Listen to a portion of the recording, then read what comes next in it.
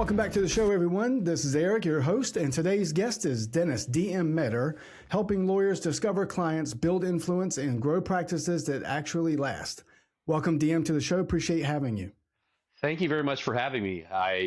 You've been grinding all day. I've been grinding. So here we are with hours of conversations underneath our belt, but we are ready to wow more people. So let's do it. Yeah. To start off with, what a niche about what you do. And I know that we've talked a little bit before the podcast started, but tell me a little bit about what you do. Tell the audience a little bit about what you do and let them get that feeling for what that niche is. Because when I was looking at it, it's impressive. So, yeah, what we do is we call it turnkey podcasting. We do it for the legal industry. So we have two sets of people that we work with primarily. One is people who support the legal industry. So we have a number of shows that are for the lawyer life, is what we say at Legal Life, Lawyer Life. Anywhere from personal finances, dressing, mental health, all that kind of stuff, life as a lawyer. Mm-hmm. The majority of our clients are law firms and attorneys with personal brands or wanting to, cultivate their own business. That is probably 90% of our client base. I've worked personally with attorneys for about 22 years. Most people, especially attorneys, they at that time offer their condolences. But I've enjoyed working with them. They're people who tend to be more rooted in logic. They tend to be more open to discussing. They don't see a counterpoint as the beginning of an argument as much as it's just the desire to find a place to meet in the middle. So we have those two people. We do what we call turnkey podcasting. So when we bring on a client, we find out what their client, what we call ideal client profile in the marketing world. It's the ICP. I always remind people it's not insane clown posse. It's ideal client profile. And essentially what that means is, who is your client? Who is the person that your micro niche or whatever? And here's a good illustration that I like to use is, let's say you're a family attorney. Now, being a family attorney, you can do custody, you can do divorce. There's really a lot of stuff that kind of falls under family, but mostly when you hear family, it's divorce and custody issues. But divorce is a pretty broad range as well. Some people, they don't have very many assets. They don't have much going on there. And they just want to be rid of each other. And that's probably a $500, $1,000 thing. Now, some attorneys love that. Churn and burn, get them in, get them out, one-day paper, no fighting. Yeah. But some attorneys are like, no. If I'm doing a divorce, I want 5 to 7K in the bank before I even file a paper, and then it's going to be $450 an hour from there. I'm probably going to make $20,000, $25,000. Or depending on the assets and the issues and the arguments and how far it goes, it could go up from there. So what we do is we're like, okay, who are you wanting to work with? Well, I work a lot with women who are in high asset marriages, who her and her husband are fighting over custody because he's the primary breadwinner, but they want custody. They blah blah blah blah. So that's who they work with. So what we do then, we find out their client profile, their jurisdictional profile, and then what we call their brand profile, who they are, and we build a show. Each show is about 17 to 21 minutes, 7 to 10 questions, and it deals with a very specific issue. So it might be, this episode is, I haven't had a job for 20 years. My husband makes 7 figures. How do I prove that I can take care of my children? And the attorney just answers 7, 8, 9 questions. Now imagine yourself in that situation. You're scared, you're worried, you're frustrated. And then an attorney gets on that's been doing it 20 years, that works with people just like you and answers your exact question. Yeah. That's what we're trying to cultivate. We then take that podcast, because a podcast is just like a piece of paper. It sits on the ground unless somebody picks it up and watches it or listens to it. So we edit it, we make it look good. We do everything you're supposed to do on all that end. And I've got a great team that does that. Then we create shorts and reels. We create audiograms. One 30-minute session creates about 30 pieces of content. We then take that content, we distribute it for them over 10 outlets every day. So in 30 minutes, they're getting 30 days of one post a day on 10 different outlets, plus 2 to 3 pages of content. We do 1 episode, 2 episodes, or 4 episodes a month. We're also getting ready to add to our ecosystem because I don't see this as a marketing program. I see this as an ecosystem with podcasting at the center. Mm-hmm. And with that, we need to always expand the ecosystem. So come January, we have 2 new streaming networks that we're launching, one called LPN Life, so the legal life, and that's all our shows for attorneys. And then LPN Answers, answers from attorneys to people. And that's all of that. So you can download it on Roku, you know, Amazon, all that stuff that you download, just like a Netflix sort of app. And then we're also getting ready to do podcast matching for shows and guests in the legal industry to match them up. A very white glove, sort of like, I want this very specific, knowledge set. We go and look and go, okay, here's 3 people that fit. You can interview them, or you can just pick one. Boom. So Yeah. what we're doing is just creating something that our clients have very little time, but a lot of results come out of it. We're trying to maximize the time of our clients because, let's be honest, professionals aren't sitting around going, man, I wish I could just shoot videos all day, Yeah. right? They don't have time for that. They want to be in front of clients. They want to be handling what they're supposed to be handling. And so we come in, we're like, we need a little bit of your time. You want 1 show a month? We need 30 minutes. You want 2? We need an hour. You want 1 every week? We need 2 hours. Not bad, because if you do Right. 2 hours a month with us, we're posting 3 times a day on all the outlets. We're putting up an episode every week. We're doing 2 to 3 pages of content every week. We're putting you on the network. I mean, there's so much to it. So we're just spidering out with that. And I mean, we've enjoyed it. Like, it's been one of those things that we've seen growth with our client base, our team. I'm 19 months into this from our official launch date of May 1st of 23. We're about 200 clients. We're about 60 people on the team. Were you ready for that? Yes. I mean, I guess in terms of ready, like everybody wants that. And in terms of you want to be successful, but like so speed of success can come quick. Yeah. Well, my background, like, I have 3 companies before this that I took from less than $1 million to 4 or 5 million in a year to 3 years. So I'm used to this sort of trajectory. What's different this time is because I failed because of the trajectory growth before. And it wasn't always failure as much as I just made decisions that long term didn't yield the results I thought they should have. But because of the lessons I've learned, for example, I could probably be at double to triple the clients. I have 2 salesmen. That's it. We've closed in the month of December, which traditionally in marketing is your lowest month of the year, is our second best month. We're already at 23 clients added just this month. So it's That's just crazy. like, I knew it was coming. I spend more time holding back growth than I do pushing it. Just today, I had my sales guys. I was like, guys, instead of meeting, let's go ahead. I want you to kind of give me a breakdown of the year, what you saw, what you experienced, blah, blah, blah, what your percentages were, what you're looking forward to, what you're dreading next year, what you wish I would have done differently. Just be brutally honest. And I got one back, and this is a guy that actually recruited me into legal marketing 22 years ago. And he's one of my sales guys. And one of the things he said is, I've noticed as the year has progressed, I went from explaining the product and why they should do it, to showing them what they want to do already and just helping them understanding and signing them up. And I really like that. Well, what salesman doesn't like that, right? I wish I could do rebuttal more and get more people to tell me no. Yeah, right. Yeah, I was just talking to someone earlier on a different podcast about the word no, and it was in terms of your previous commitments. You said you took companies into the multi-million-dollar ranges. That kind of lines up with a question I had in my head, which was, what was something that you were trying to solve before you got with LPN?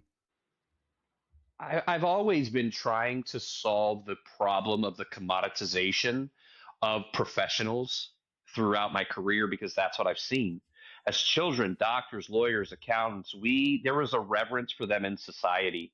And once Google kind of hit and we're just like, oh, there's 400 attorneys in my area, like, I can just pick one, like, Yep. that cachet has slowly just descended and hurt attorneys. Like, I can't tell you how many conversations I've had in the last 5 years, because I know I've talked to enough attorneys. I can usually guess what they're making based on their market and case type. And I started noticing 5 years ago I was consistently higher than I had been.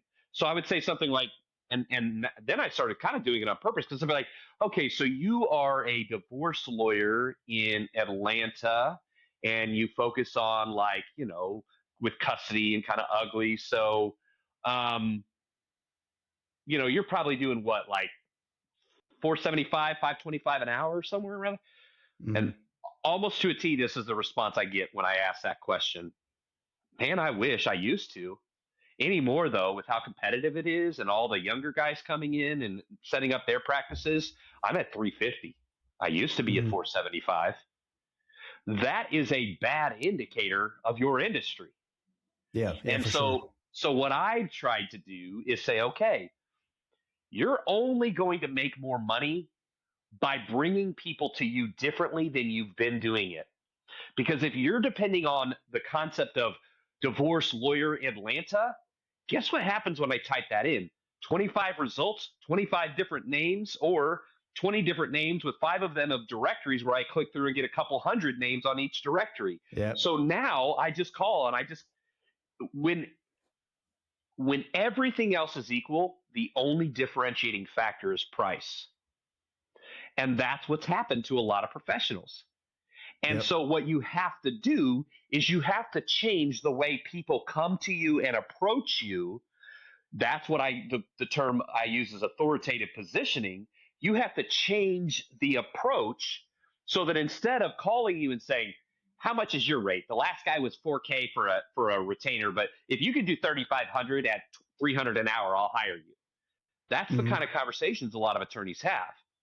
But if they have gone and they typed in a very specific question and then they watched a podcast, they saw a couple short videos, they went to your website, they see you've got pages dedicated to people just like them. Now you've elevated your authority to their specific problem. And I don't just want a divorce attorney. I want the divorce attorney that helps guys with beards and funky glasses get Yep. things the way they want them to be. Yeah. Right? So that Everybody's got that unique experience, right? They not to cut you off, and I no no apologize, no but go ahead. they when I try to put myself in their shoes of I need something. I'm a very specific individual. I have a very specific, in my opinion, everybody's got their opinion that they are Exactly. unique to the world around them, right? And then they find through this venue that there's a unique solution to me, and I believe that, hey, if unique matches unique, I'm going to win this thing. Mm-hmm. That's the psychology I believe behind it. Am I right? Oh, Or at least absolutely. close? Yeah, Mm. absolutely. And I tell that to everybody. I'm like, because it's like my salespeople will be like, hey, I got a really unique situation with this attorney. And I'll be like, every attorney is unique. Every Mm-hmm. attorney is special. Every attorney has a problem that we've never had before. Tell it to me. Oh, yeah, let me answer you like I did the 370 other times I've answered this in the last 3 months. It's like we feel like, and it's okay, but we feel like, and the other thing is, we are our whole life is tailored to our wants and needs now. Our algorithms are only showing us what we pretty much like. Yeah.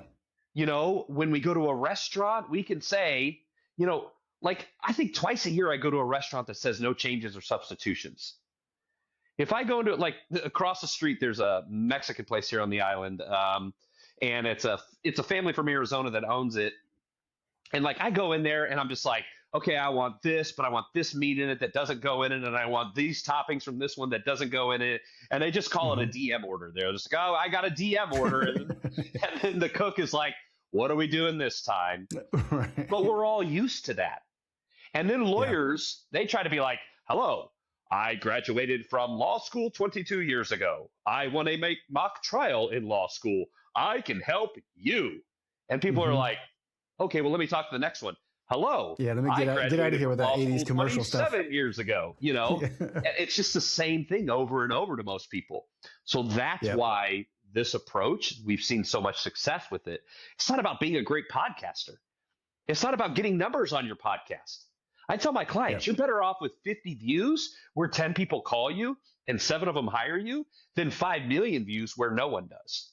If you do the Yep. math, it's like a 20x ROI Mm-hmm. difference. Yep. And in fact, speaking about that, that's a good segue, and I'm glad you brought that up because you talk a lot about that in some of your how ROI is beyond the downloads, right? And so, in Mm-hmm. your experience, uh, trying to get trust, and this could be podcast specific, it could be anything really, conversation just in general. How do you get trust to actually go through and get delivered through audio? Because it's a very intimate platform we're on. We put our Yes. headphones in. We're talking individually to individuals. We're in the car. We're walking with them as they go to work or wherever they might be going. And it's that moment, like you said, unless they pick it up, it's stale, right? It's just a thing on the ground. But if they pick it up and they start listening, that's the moment that we get to build trust through audio. And how, in your experience, do we get that? Um, well, again, through hyper specific content, answering very specific questions for a very specific situation.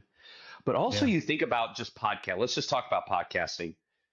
What other way do you know where you can get a potential client to sit there and listen to you talk for 20 minutes? Yeah. What do you Not got? going to What is it? happen. What is it? What is it? How much? Okay, bye.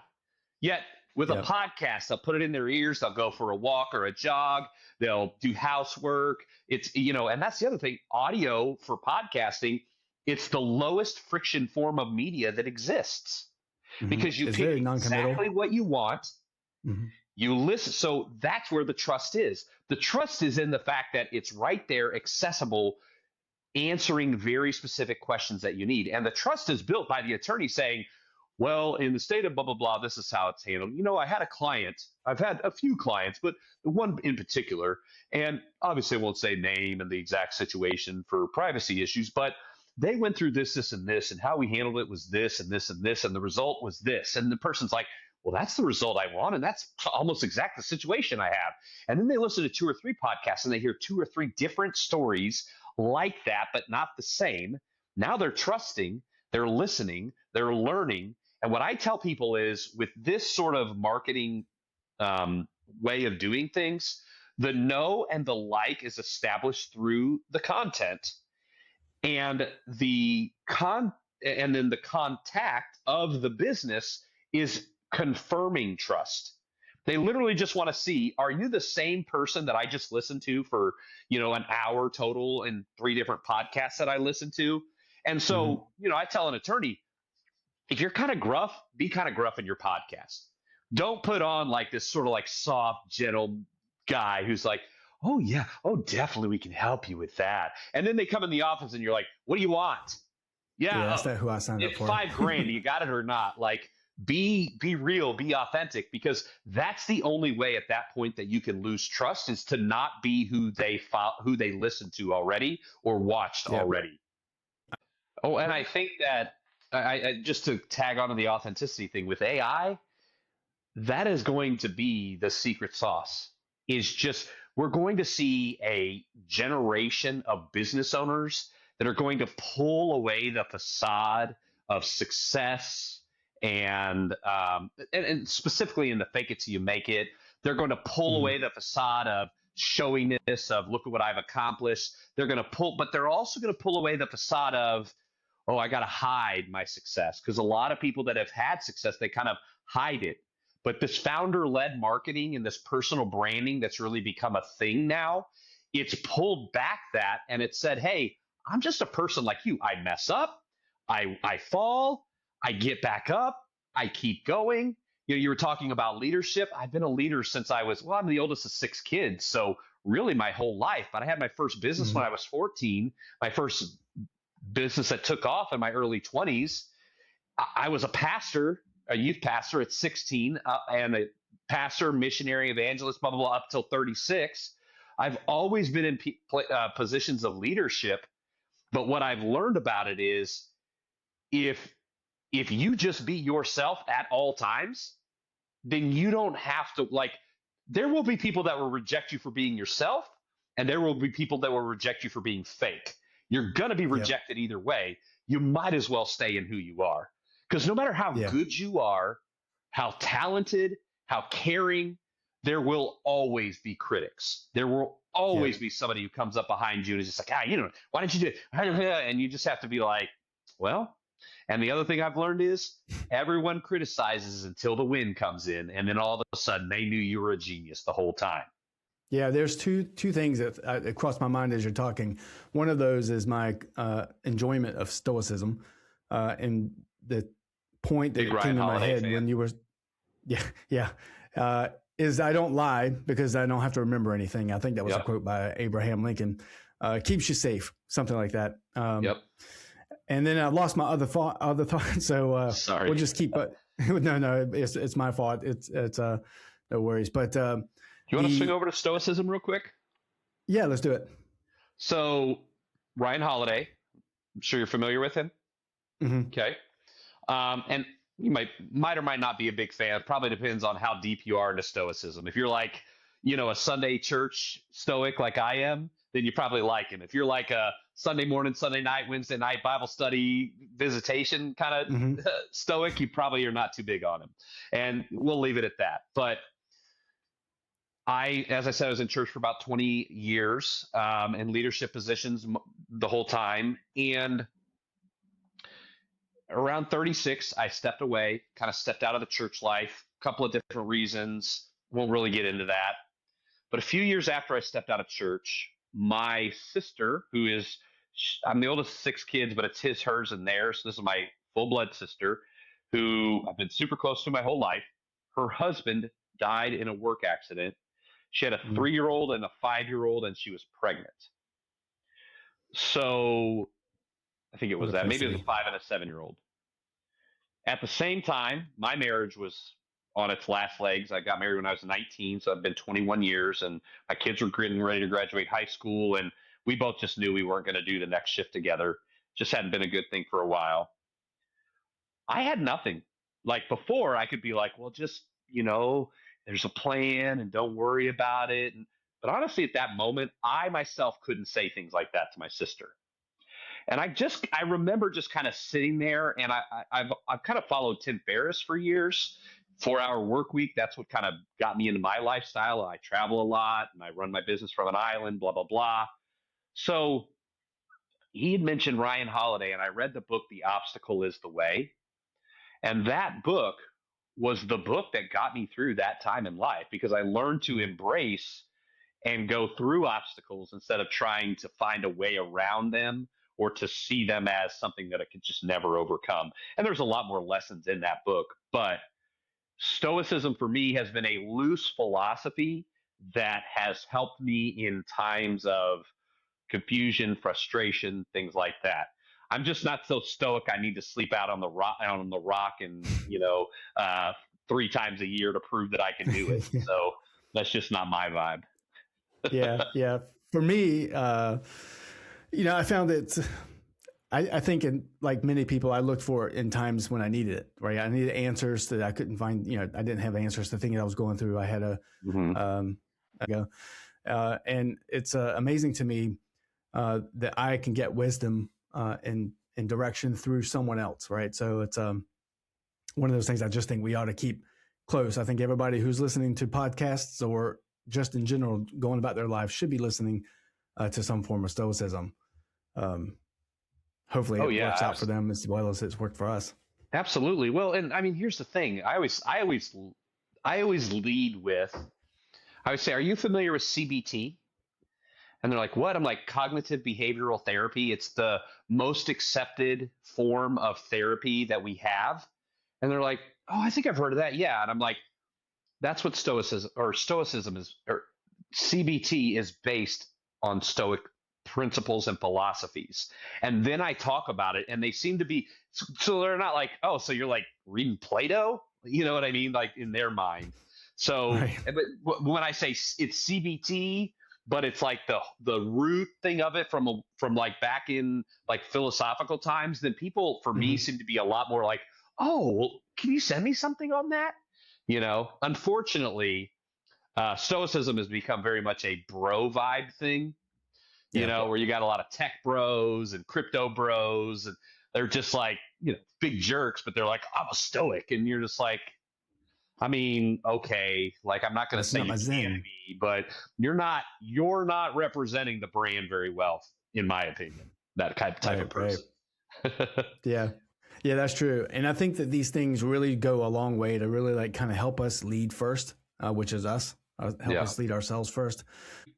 There's great Buddhist principles. The year before I really got into Stoicism, I was studying Buddhism, and some of those principles, there's some really great. And that's the thing. First of all, Yeah. as you study world religions, and I did for many years, but I studied them through the filter of I'm right, they're wrong. Let me pick them apart. So then once I kind of left church, I would take a year and I did like Islam, I did Buddhism, and then I did Stoicism.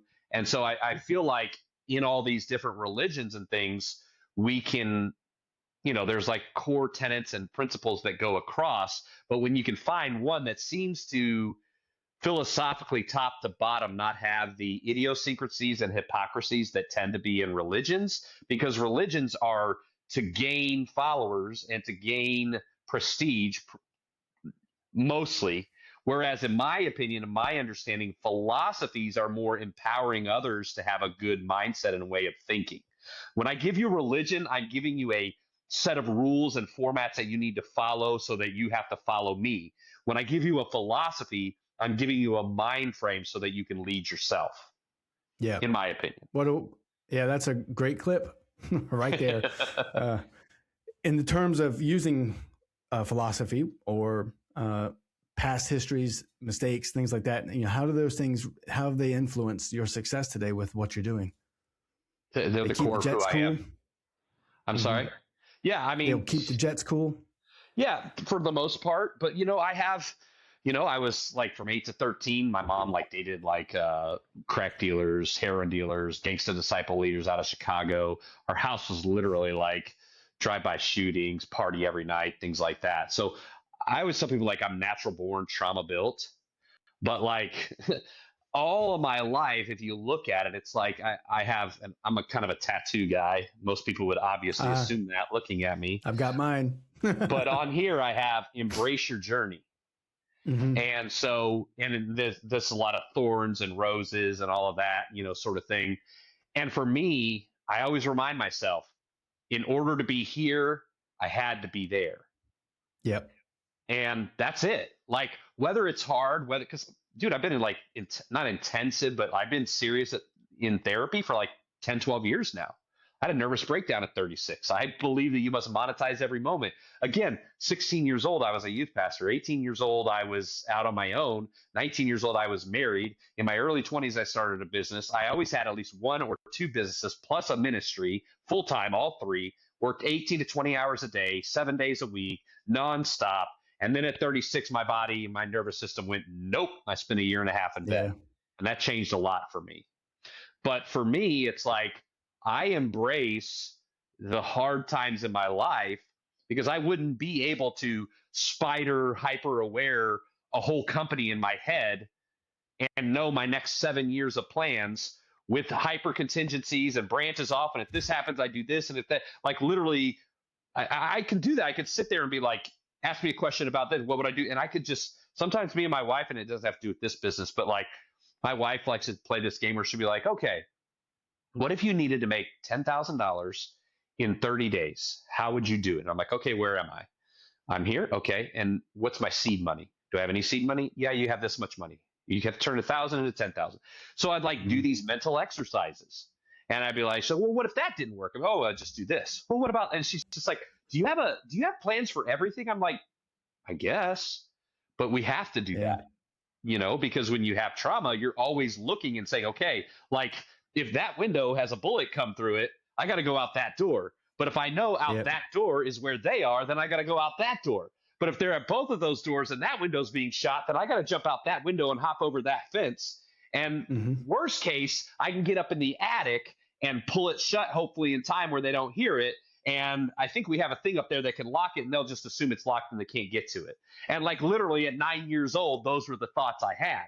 So how do you think I'm going to think at 48? Yeah. Yeah. You're already trained. Yeah, exactly. Yeah. And people are like, why? And I'm just like, listen, if you were constantly thinking about 5 to 7 things at all times, wouldn't you like to just think about one for a couple of hours here and there? And Mm-hmm. there's like, oh, or like you talked about the hyper awareness. We travel a lot, and like My wife's like, "Oh, we got to watch for this and watch for that," and I'm just like, I've never been pickpocketed. I've traveled all over the world. I've never. Why? Because people notice the people that notice. Yeah. Yep. They're That's how not they going to get them. go. They're not likely to go after me because they see I'm likely to know they're trying to go after me. If I see Yep. somebody that's shifty, kind of making it my way, and I shift back and I move my wife behind me and I cover this and I take my shoulder bag and put it behind me and I look them in the eyes, they're not going to come pick my pocket. Yeah. But to Yep. the person That's who's just absolutely true. holding on to the Yep. train, thing or whatever. So yeah, I certainly understand that. Um, let's wrap it up, Eric, because like I said, do have a meeting in Yep. a little bit. I've really enjoyed our conversation. Hopefully we can maybe have another one someday soon. Yeah, absolutely. Damn, catching up with you quickly and then being able to develop something where we can get online and do this has been enjoyable. Applaud you for all that you've accomplished and all that you guys are doing. I certainly hope to get more conversations with you so we can learn more. All right, my man.